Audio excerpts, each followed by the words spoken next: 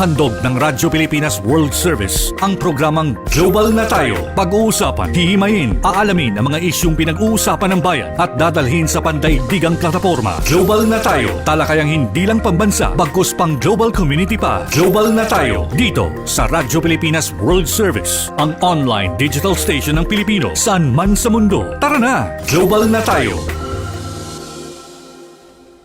Magandang araw sa ating mga taga-subaybay dito sa ating himpilang Radyo Pilipinas World Service. Narito naman tayo sa isa na namang edisyon ng ating programang Global na Tayo. Sa ngalan ng ating kasamang si Ray Sampang, ako po ang inyong lingkod Steph Vicente. Samahan niyo po ako sa 30 minuto ng diskusyon patungkol sa mga mahalagang balita, mapalokal man o global, na mahalaga lalong-lalo na para sa ating mga kababayan na naninirahan at nagtatrabaho sa ibayong dagat. Kasama pa rin natin sa ating technical side para sa ating master control si Ma'am Susan Aison, para naman sa ating Wirecast kasama natin si Hiro Lucero, at sa audio live streaming kasama naman natin si Justin Osias. Samantala, patuloy niyo po kaming nasusubaybayan sa pamagitan ng ating Facebook live streaming. I-type niyo lamang po sa inyong search bar ang Radyo Pilipinas World Service. I-upload din po namin itong episode na ito sa ating official YouTube channel na ang pangalan din ay Radyo Pilipinas World Service. Meron din tayong audio live streaming sa pamagitan naman ng ating Evox PBS receiver app. I-download nyo lamang po ang naturang application sa Google Play Store para sa Android users, habang punta naman po kayo sa App Store para naman sa mga iPhone users. At paano ba gagamitin itong Evox PBS receiver app? Pagpasok nyo po dun sa mismong app, makikita nyo po yung mga icon ng iba't ibang himpilan sa ilalim po ng Presidential Broadcast Service. Tulad na lamang po ng Radyo Pilipinas, Radyo Publiko, ng Radyo Pilipinas Sports, Radyo Pilipinas 2 Sports Radio, ang Radyo Magazine na katabing-katabi lang po natin, syempre yung mga FM stations natin, at syempre itong Radyo Pilipinas World Service. I-click nyo lamang po yung icon po ng Radyo Pilipinas World Service upang mapakinggan po live na live itong programang Global na Tayo, maging yung mga programa, iba pang programa dito sa ating himpilan. Para sa araw na ito ay mangangalap tayo ng mahalagang updates mula sa Department of Migrant Workers o DMW. Masasabi natin parang continuation ito sa naging panayam natin kay Secretary Hans Leo Kakdak kahapon, kasi ito palang pinuntahan na event ni Secretary Kakdak ay yung tinatawag na Marino World Manning Expo and Conference 2025. At upang malaman natin yung iba pang detalye dyan ay mamaya yan ang ating pag-uusapan, maging yung iba pang mga updates hindi lamang sa DMW, maging sa Overseas Workers Welfare Administration o OWA. Magbabalik ang programang Global na Tayo makalipas ang ilang paalala. Paano nga ba mag-register para magkaroon ng schedule sa Bagong Pilipinas Presidential Action Center? Narito ang mga dapat gawin. Gamit ang iyong mobile device, pumunta sa eGovPH app. Pwede itong i-download mula sa Apple App Store o sa Google Play Store. Gumawa ng account. Ilagay ang email address, valid mobile number, pagkatapos ay makakatanggap ka ng one-time code sa iyong email. Gamitin ang code sa eGov app para sa verification ng iyong account at ng mga impormasyong ibinigay. Congratulations! Meron ka ng eGovPH app account. Pwede mo na ma-access ang iba't ibang serbisyo ng gobyerno, kabilang ang mga serbisyo sa Bagong Pilipinas Presidential Action Center. Itinuloy na po natin ang zero balance billing. Libre po. Ibig sabihin, ang serbisyo sa basic accommodation sa ating mga DOH na ospital, wala nang babayaran ang pasyente. Ang dami pong challenge, hindi po namin alam kung saan namin kukunin, ganon, nag-iisip kung paano namin mababayaran. Siyempre po, masayang-masaya, super saya po dahil na zero billing po kami. Opo, malaking po talaga, malaking tulong po. Mabilis lang din po. Bayad na ang bill ninyo. Uulitin ko, Wala nang kailangan bayaran ng pasyente basta sa DOH Hospital dahil bayad na po ang bill ninyo. Naiyak ako kasi sobrang saya. Maraming salamat po, Mr. President Bongbong Marcos Jr. Hindi kami nagkamali ng taong hinalal. Babalik sa ating programang Global na Tayo. Sa ngalan pa rin ng ating kasamang si Ray Sampang, ako pa rin ang inyong lingkod, Steph Vicente. Tulad po ng ating nabanggit kanina ay kasalukuyan pong inyong nasusubaybayan ng ating programa sa pamagitan ng ating Facebook live streaming. I-type nyo lamang po sa inyong mga search bar ang Radyo Pilipinas World Service. I-upload din namin itong episode na to tulad ng ating nabanggit kanina sa ating official YouTube channel na Radyo Pilipinas World Service. Ayan, para dun sa mga gusto sa YouTube, ayun, pwede kayong umantabay doon para sa kopya ng ating episode para sa araw na ito. At syempre tulad ng ating nabanggit din kanina ay meron tayong audio live streaming sa pamagitan ng Evox PBS Receiver app.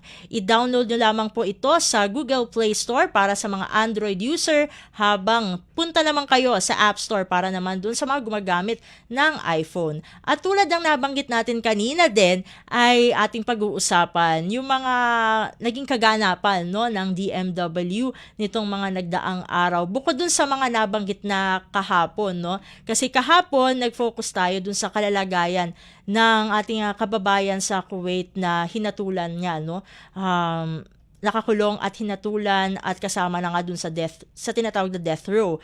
Maging syempre yung 30th National Seafarers Day na dinaluhan din ni Secretary Hans Leo Kakdak. Pero yun nga kahapon, kung atin rin pong matatandaan, ay nasa event siya kahapon at ito yung event mismo na kanyang pinuntahan. Ito ang Marino World Manning Expo and Conference 2025 dyan sa SMX Convention Center sa Pasay City, kung saan nakasama nga ni Secretary Kakdak yung mga cabinet officials, diplomats, maritime industry stakeholders at pamilya ng ating mga marino dyan sa naturang event.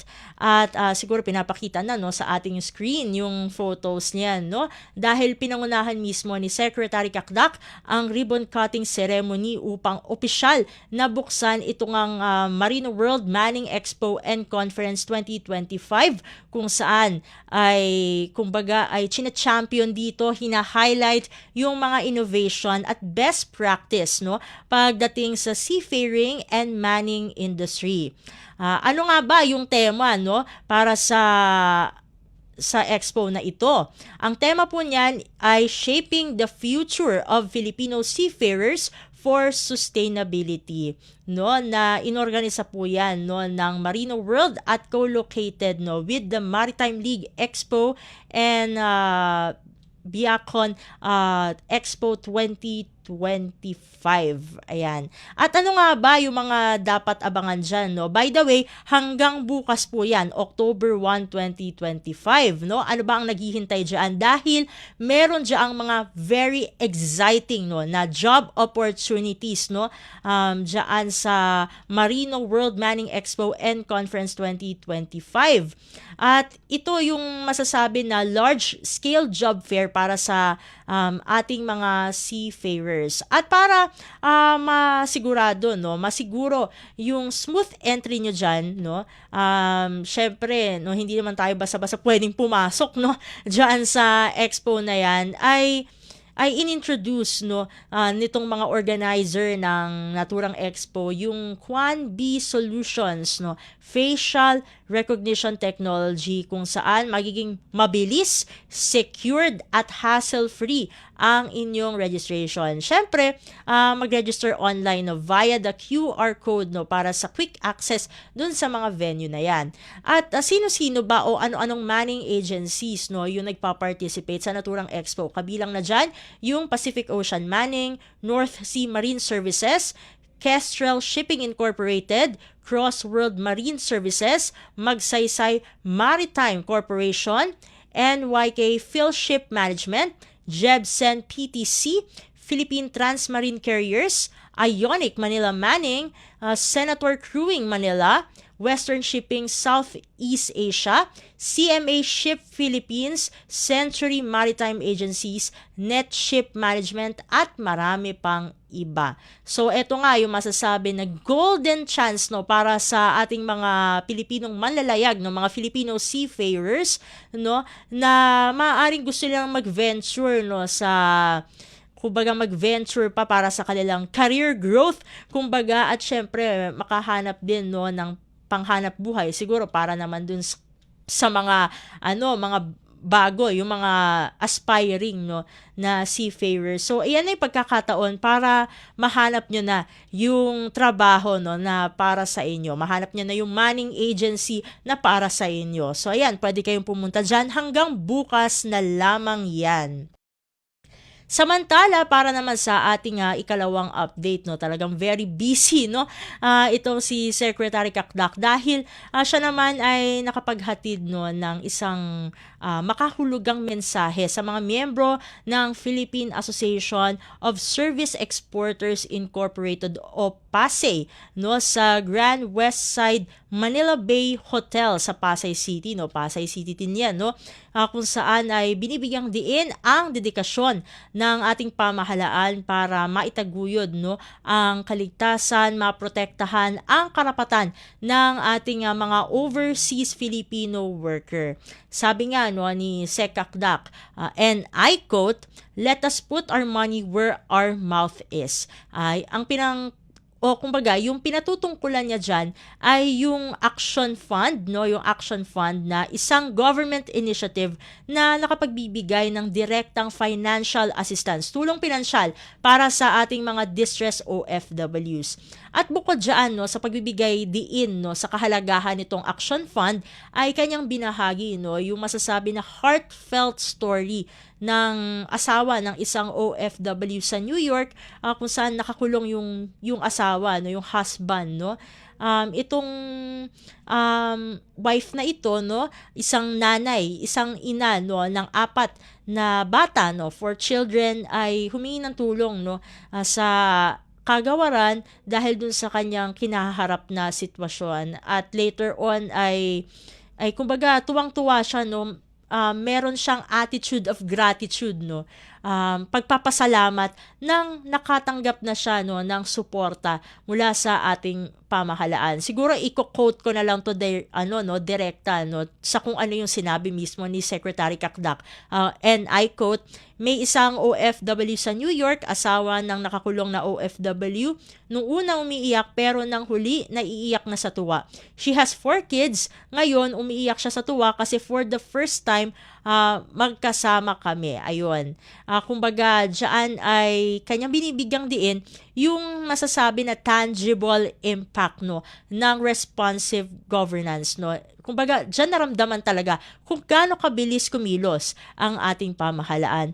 At bukod dyan ay binibigyang diin no ni Secretary Kakdak na pinapatupad ng Department of Migrant Workers o DMW yung naging direktiba ni Pangulong Ferdinand R. Marcos Jr. na makapagbigay ng people-centered na serbisyo publiko. Ayan. Samantala, pagdating naman dun sa mga miyembro ng PASE, no, sinabi ni Secretary Kakdak no, o binigyang diin niya yung kahalagahan ng ethical recruitment practices.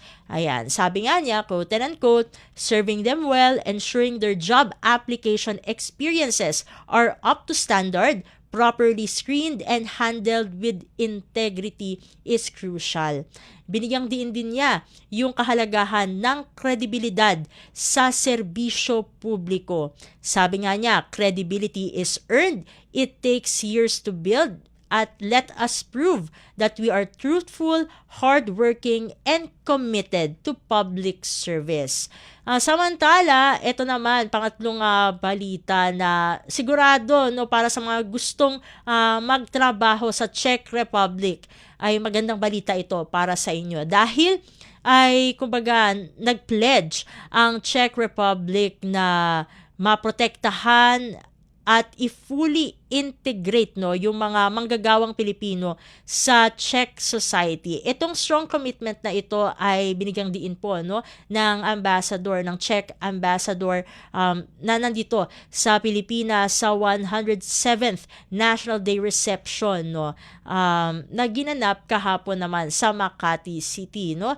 Sabi nga ng ambassador nga no ng Czech Republic na nandito sa Pinas, quote and unquote, "This may be my personal promise to you, Mr. Secretary."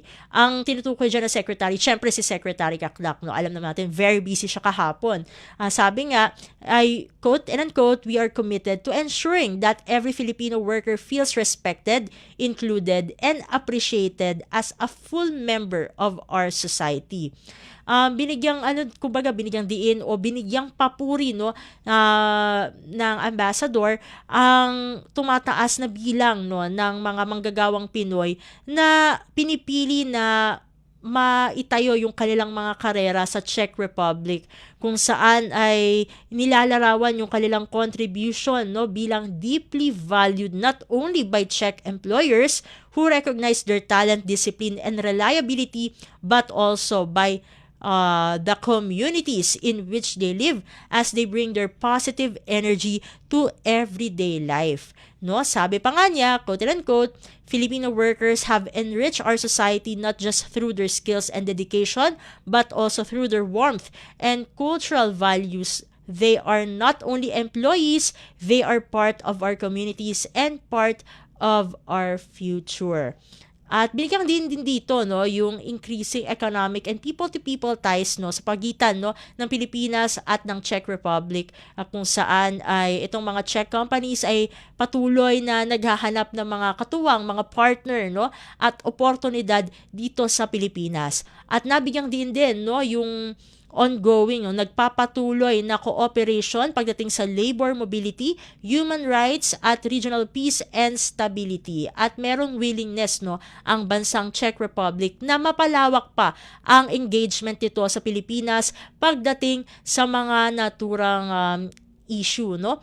Samantala bilang pagtugon naman sa mga nabanggit no ng ambassador ng Czech Republic no na nandito sa Pilipinas, ay binigyang diin naman no ni Foreign Affairs Undersecretary for Migrant Workers Affairs, Leo M. Herrera Lim no ang makasaysayan at patuloy na lumalagong ugnayan sa pagitan ng Pilipinas at ng Czech Republic. Sabi nga no ni Yusek Herrera Lim, itong bilateral relations natin ay kumbaga steadily growing no over the years, kung saan pinalakas ito ng high-level exchanges at kolaborasyon no sa iba't ibang sektor, kabilang na dyan ang sektor ng seguridad, depensa, agrikultura, labor, enerhiya, technology, no, teknolohiya, transportasyon, civil aviation, aeronautics, at kahit space exploration. At itong sabi pa nga dyan no, ni Yusek Herrera Lim, no, kanya kasi nga tinrace no, o binalikan yung Philippine-Czech relations dun sa mga Jesuita no, na missionaries galing sa Bohemia na ngayon ay parte na no, ng modernong Czech Republic, kung saan no, sila yung mga unang trained pharmacologists at botanists no dito sa ating bansang Pilipinas. Sabi pa nga dyan no ni Yusek no, masasabi na itong camellia no na pangalan ay nayugnay sa Czech naturalist ay isang simbolo no ng relasyon sa pagitan ng Pilipinas at Czech Republic na patuloy na nag-flourish no, namumunga kumbaga.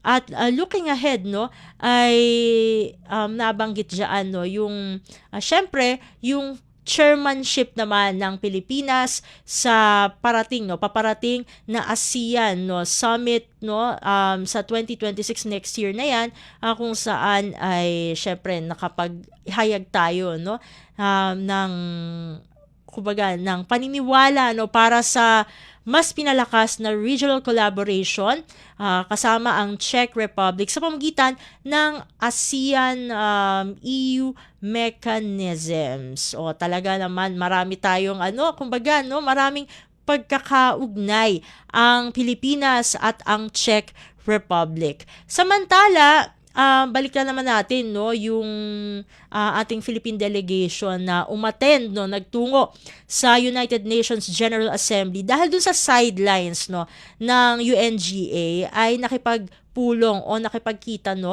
hindi lamang si Secretary Cacda kundi maging si Department of Health o DOH Secretary Teodoro Herbosa sa mga miyembro ng Philippine Nurses Association of America Incorporated o PNAA sa isang dialogo na suportado ng Philippine Consulate General diyan sa New York.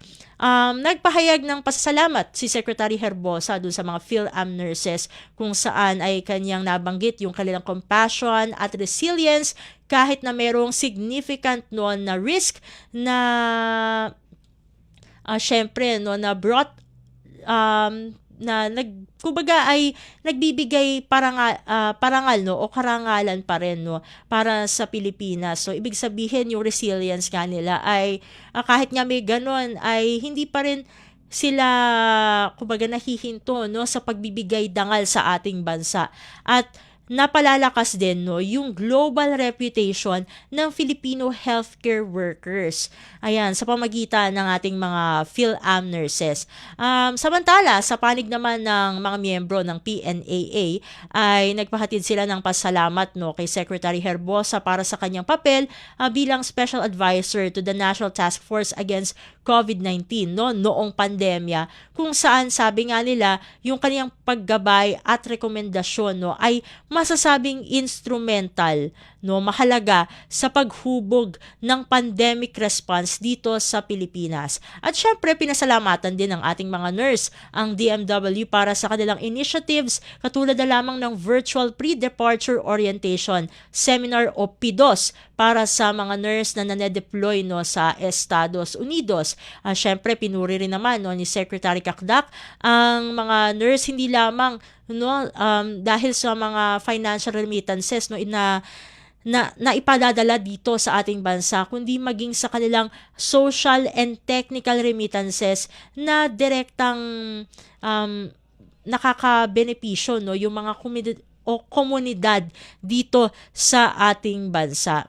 Likewise, nagpahayag din ng suporta itong PNAA sa pending na Senate bill kung saan inaamyendahan ang Philippine Nurses Practice Act, partikular doon sa mga provision kung saan pinapalawak ang mga role, papel ng nurse practitioners upang matulungan na ma-improve, mapaganda ang healthcare sa mga rural area. At dito hinikayat sila ni Secretary Herbosa na kumbaga ay i-complement yung advocacy efforts sa pamagitan ng direct engagement sa mga programa tulad na lamang ng Balik Turo Initiative. In collaboration po yan sa mga local nursing associations at immersion activities na makapagbibigay ng mas pinalalim na kaalaman o insight patungkol dun sa mga healthcare challenges na hinaharap ng Pilipinas.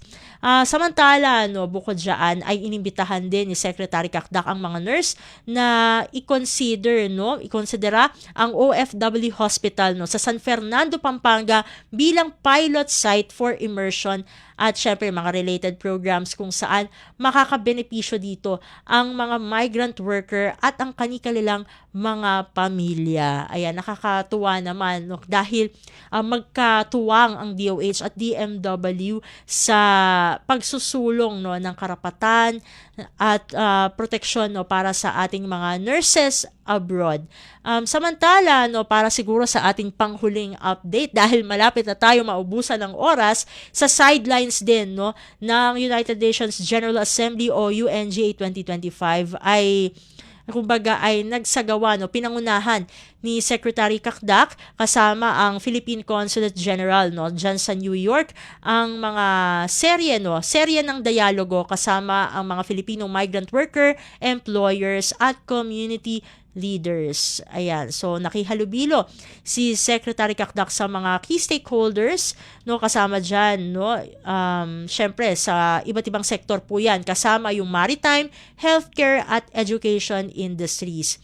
Itong mga diskusyon na ito ay nagsilbi bilang platform, no, para sa direct first-hand information exchange kung saan ay binibigyan nito, no, ang DMW ng kakayahan na kilalanin, no, yung mga areas, no, yung mga bahagi for policy refinement at program enhancement para mai-align, maiugnay, no, sa Philippine labor migration policies, kung saan dito ay nakasalalay na siya, no, dun sa mga kasalukuyang pangailangan ng ating overseas Filipino workers o OFWs na may pinalakas na focus dun sa pagprotekta sa kanilang karapatan at kanilang kaligtasan.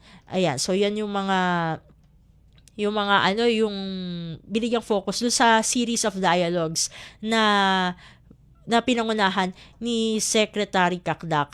At tulad ng nabanggit natin ay sinamahan nga ni Secretary Cakdak, no, si Secretary Herbosa dun sa pagpupulong kasama yung mga Pilipino at Filipino-American nurses. Ayan, para syempre malaman nila nga yung areas, no, na dapat i-improve para mas mapaganda rin yung healthcare system dito sa Pilipinas, kung saan nga makakabenepisyo yung ating mga overseas Filipino worker o OFW, maging yung kanilang mga pamilya. At ayan, naubusan na tayo ng oras. Marami pa sana tayong update, pero naubusan na tayo ng ating material time. Gusto muna nating pasalamatan ang ating technical side dahil sila ang ating nakatuwang para maging posible at smooth sailing ang ating programa para sa araw na ito. Kasama natin mula sa ating para sa ating Master Control, walang iba kundi si Ma'am Susan Aison. Para naman sa ating Wirecast, kasama natin si Hero Lucero. At para naman sa ating audio live streaming dyan sa mga nakikinig via Evox PBS Receiver app, ayan, kasama naman natin si Justin Osias. Sa ngalan ng ating kasamang si Ray Sampang, ako pong muli ang inyong lingkod, Steph Vicente. Isang mapagpalang araw po para sa ating lahat. Handog ng Radyo Pilipinas World Service ang programang Global na Tayo. Pag-uusapan, hihimayin, aalamin ang mga isyung pinag-uusapan ng bayan at dadalhin sa pandaigdigang plataforma. Global na Tayo, talakayang hindi lang pambansa, bagkus pang global community pa. Global na Tayo, dito sa Radyo Pilipinas World Service, ang online digital station ng Pilipino saan man sa mundo. Tara na, Global na Tayo.